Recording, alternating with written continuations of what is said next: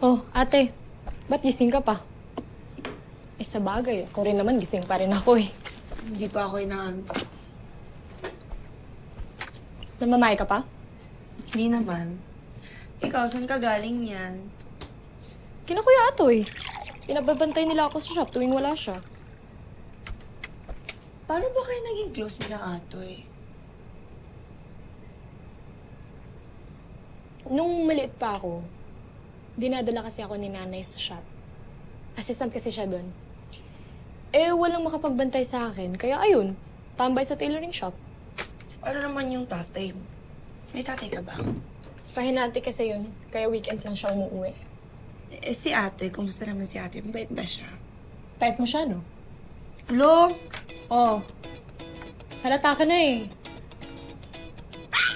Oo, di ba? Sabi ko talaga. Type mo talaga, oh. Okay. Oo, didiretsuhin na kita. It's a yes, it's a no, it's a yes, it's a yes.